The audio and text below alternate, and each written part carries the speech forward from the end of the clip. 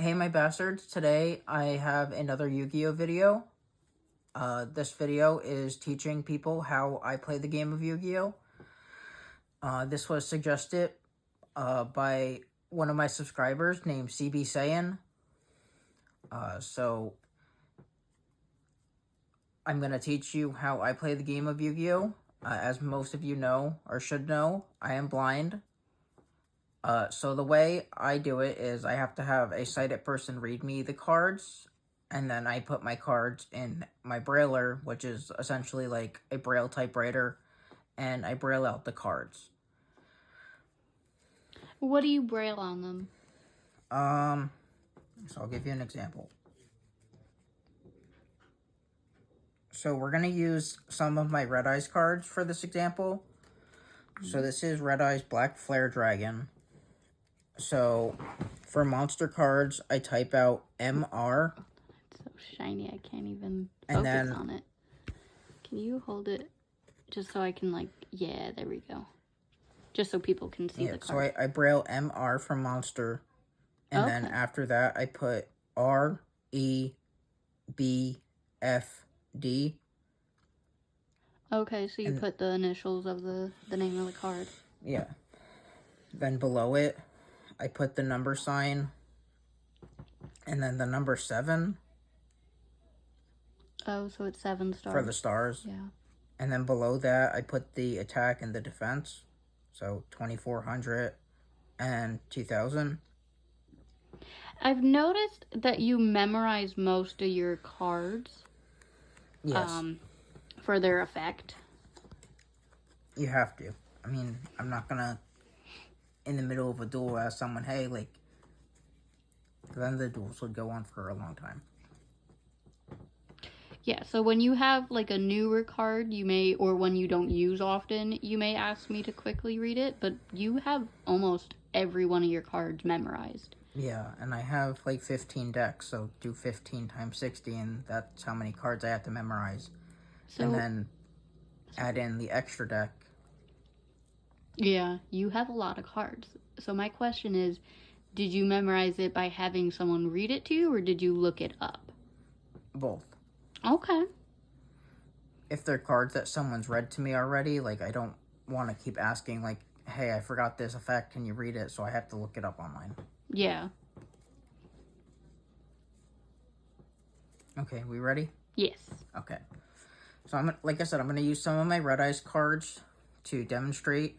I don't have a full deck here. I just pulled out a certain amount of cards to explain this.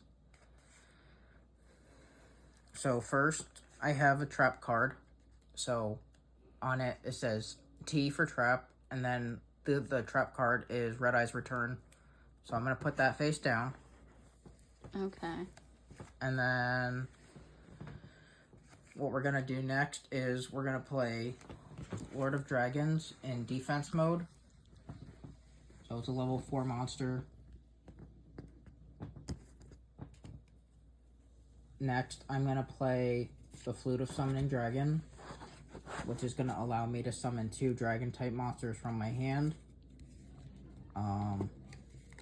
So we're going to summon Red Eyes Black Dragon and Red Eyes Black Flare Dragon.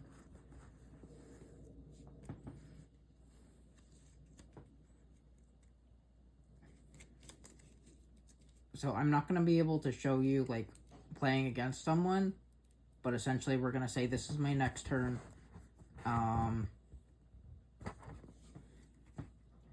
We're going to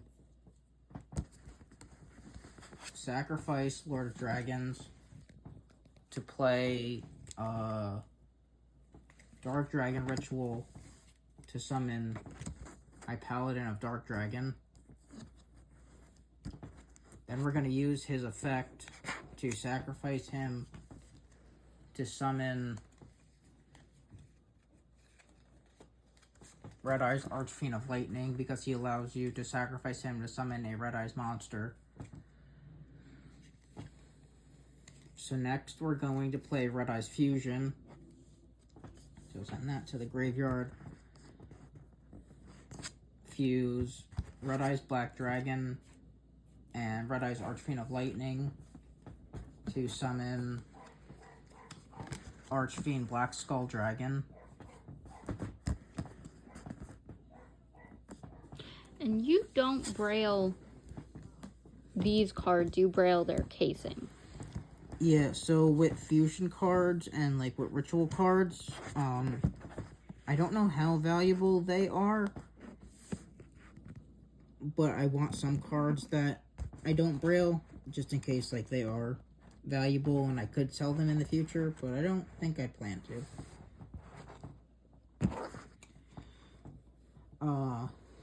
So next, we're going to equip Black Metal Dragon from my hand to Red Eyes Black Flare Dragon. So that's going to give it 600 extra attack points. And then we're going to equip my magic card, which is now a spell card, which is a Black Pendant to Archfiend Black Skull Dragon, which is going to give it 500 attack points. And then because I have Red Eyes on the field, then I can flip my Red Eyes Return, which will summon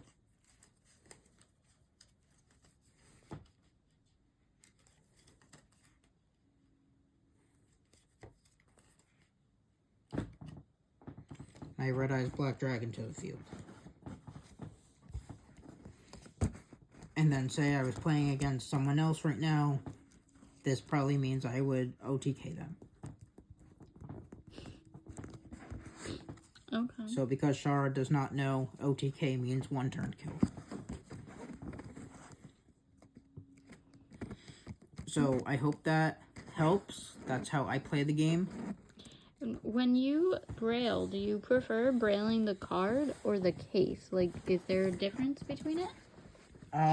So I have heard that there's other blind people, not specifically for Yu-Gi-Oh! I think it was for Magic the Gathering.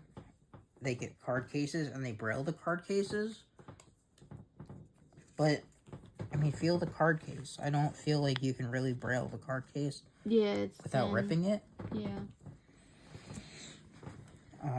Oh, because you do this plastic one.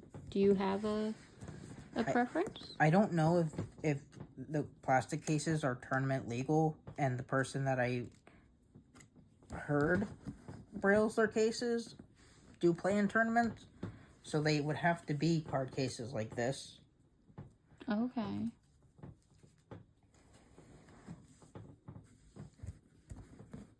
But my question is, do you prefer brailing directly on the cards, or do you prefer when you braille in the sleeve?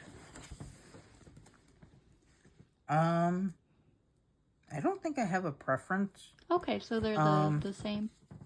If I had more of these, I have a limited amount of the plastic cases. I think I would prefer brailing on these rather than the cards, just because they are worth money. Okay, I mean, if you want, we could pick up more of the cases. Yeah, that would have been good. Like, how many years ago? Well, hindsight is 2020. Yeah, it's too late for that.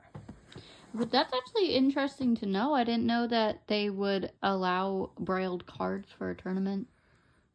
I'm actually not positive on that. Like I said, the other person that I knew that did it, or that I was told that did it, was a Magic the Gathering, which is a completely different card game. Yeah.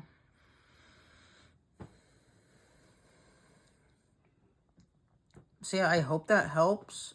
Thank you to CB Saiyan for suggesting this. And if you have any other suggestions on videos, please leave a comment down below. Please like and subscribe to the channel for more. And if there are any other blind or visually impaired people, this is something that you can definitely use for any card game that you want to play. It's good for Yu-Gi-Oh! Or Pokemon, or just traditional card games like Uno, or like an actual deck of cards. You can braille them so you can use them. Like, you have brailled Uno, right? Yeah, I have brailled Uno cards. I have braille like a regular 52 deck of regular playing cards. But yeah, that's a good trick for anyone who is blind or visually impaired who wants to play card games. They sell pre-brailled ones, but it is cheaper if you know how to braille them to do it yourself. Because they're very expensive to get the pre-brailled ones. But it's definitely worth it if you want to. Would you say it's worth it? I mean, for me, like playing with And you. it's probably cheaper to buy a plain like English like a printed set from like Walmart and then brailing them rather than buying the pre-brailed cards from like a Maxi Aids or something like that. Yeah, but if someone doesn't have the resources to braille it or isn't knowledgeable enough to braille it themselves, would you recommend? I would recommend buying them, but first you have to know Braille. Yes, obviously you do have to know how to read braille for braille to be helpful for you. If you don't know how to read braille, you can always like braille them in a way that makes sense to you. So you can like brailing is the dots, so you could always mark them in a way that would make sense for you. Like for your credit cards, you like score them so you know which one is which card. Instead of like brailing the cards. Yeah, I mean that could be a whole nother video if people want to know how like I alphabetize my credit cards or how I Yeah, if we could find a way to do that without releasing your card information. yeah.